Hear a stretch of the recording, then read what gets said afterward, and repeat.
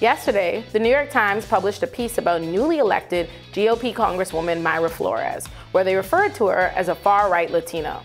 Flores hit back at the Times and said, "I won my congressional race with faith, family, and hard work. The leftist media labels me an extremist because I'm against their narrative and love this great country." One of our next guests, Giancarlo Sopo, pointed out the major hypocrisy of the Times because when framing AOC, they called her a, quote, political star, in contrast to the framing of Flores and other GOP Latina candidates who they dub as far-right. So founder of Visto Media, Giancarlo Sopo, and Hill reporter Rafael Bernal join us now to discuss these dynamics further. Welcome to you both. Thank you. Great to be here. So, Giancarlo, I'll start with you and, elaborate on this hypocrisy you're pointing out that, whatever you think of her, AOC is certainly someone with what I would easily term as far-left political views, but that's not the narrative when they talk about her. But then you have someone who has very typical for the, conservative, socially conservative, populist conservative, whatever we're in now, views, and that's far-right. Why do you think that is? Yeah, it's funny. So the New York Times is a newspaper that normalized Fidel Castro and, looked past Stalin's crimes. So I'm not surprised that they don't find anything far left. AOC was clearly a far left candidate, yet when she runs for office, she's framed as a rising political star. They use all sorts of other positive adjectives to describe her. But, someone like Mayra Flores, who has, like you said, very mainstream conservative viewpoints, especially for somebody who's Mexican-American in the Rio Grande Valley, where people tend to be more traditional and faith-oriented. They describe her as far-right, and they threw in, Republican candidates in the neighboring districts like Cassie Garcia and Monica de la Cruz. They threw them into the mix. What's really funny is that you take a look at what these three ladies believe in. In the case of Cassie Garcia, they describe her as far right because she attends church regularly and believes in school choice. Those are hardly far right views. In fact, they're very mainstream positions, not just politically on the right, but more broadly among Hispanics. I mean, is it possible that people can feel that the Republican Party as it stands today, they feel like the Republican Party itself is pretty far right? Is that possible? And as far as AOC being far left, I don't know if she would find that derogatory. I don't think anybody would find that way. I know y'all may mean it that way, but I don't know if there's an issue with that. They might have framed her as a rising star because they felt positive about her candidacy, but I don't think it's because they would object to her being seen far left or seeing it derogatorily. What do you think, Rafael? So that is actually a really good point, because I don't think the New York Times thought, and maybe they should have given this some thought, I'm not here to judge that part, but I don't think they thought that the far right label was going to be seen as derogatory. Right. Now, Giancarlo makes a really good point that anybody who's mainline Catholic, sort of socially conservative, Hispanic in the RGV, the Rio Grande Valley, is really not far right. That is very mainstream conservative. However, there is, and I think, and I'm not sure this applies to all three candidates, but certainly the Congresswoman, she has challenged the results of the 2020 election. She has a past that she's since deleted from Twitter with some retweeting some QAnon statements, very actively and clearly not by mistake. So that part of what she's expressed is far right. But certainly, I just underlining that point that Giancarlo made, somebody who's a mainline Catholic in the RGV is very standard conservative. Right, but it's possible that they aren't using those particular things, those particular qualities just inherently, that she attends church or that she is pro-life, those things to mean that she's pro-right, she's far right. It's possible that the things that you just highlighted, Rafael, and other things could be why they determined that she's a far right candidate. But how would you respond to this, Giancarlo? So you know her personally. Yeah, look, I spent a day with her campaigning in the Rio Grande Valley, and Cassie Garcia from the neighboring district was also with us. These are garden variety, mainstream conservatives. Some of the most normal people I've actually ever met in politics. I was really impressed, in particular, by Mayra, who's a working mom. She actually grew up working the cotton fields of the area, working in agriculture. She's an immigrant from Mexico. Her story is very is what you would just find very typical in that area.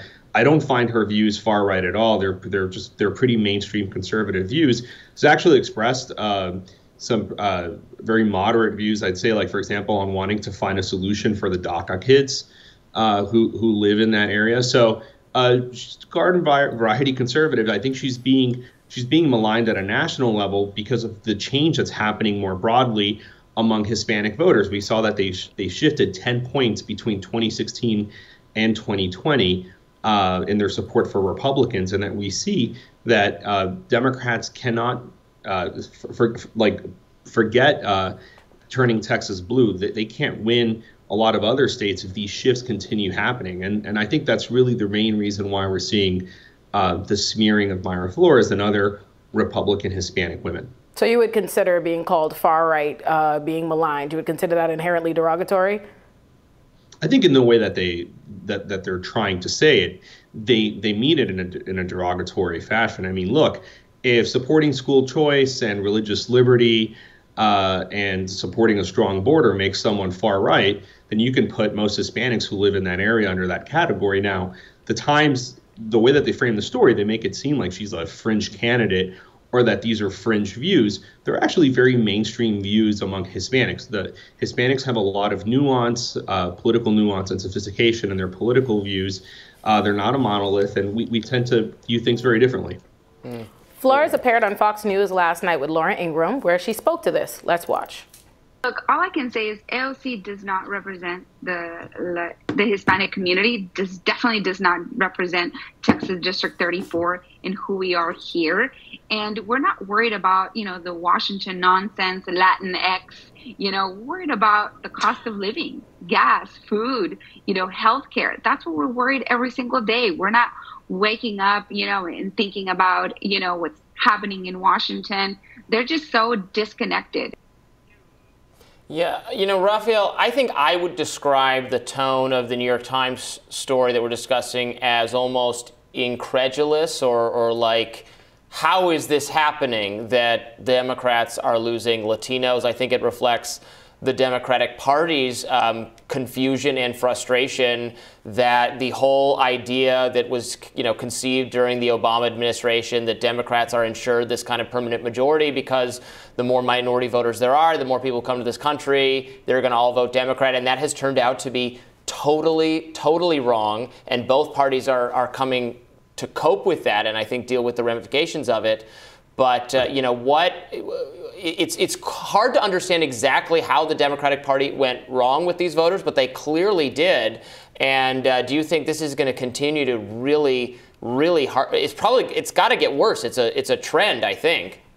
So I think the flaw that I can detect without getting into the media reporting part of it, that's not definitely outside of my beat, but the flaw that I can detect in this story is that there's a feeling of surprise that there would be conservative Latinos. As Giancarlo said, it practically become a platitude. We are not a monolith. There is a very big difference between Texas Mexican Americans, California Mexican Americans, the rest of the Southwest.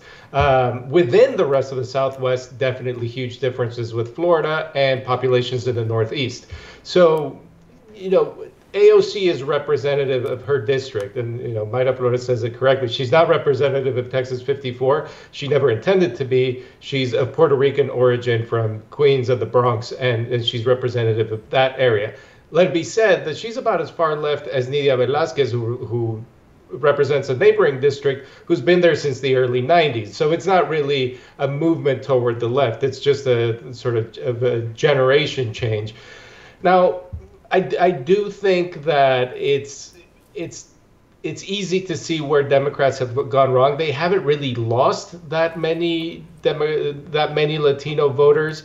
If every single Latino voter was going to effectively vote, every single eligible Latino voter was going to vote, the Democrats, I believe, would have a huge advantage, like even bigger than the almost 70% that we've seen. But where they have gone wrong is they haven't campaigned and they haven't gotten their voters out to vote, where Republicans have been very effective. I call it basically the Florida strategy.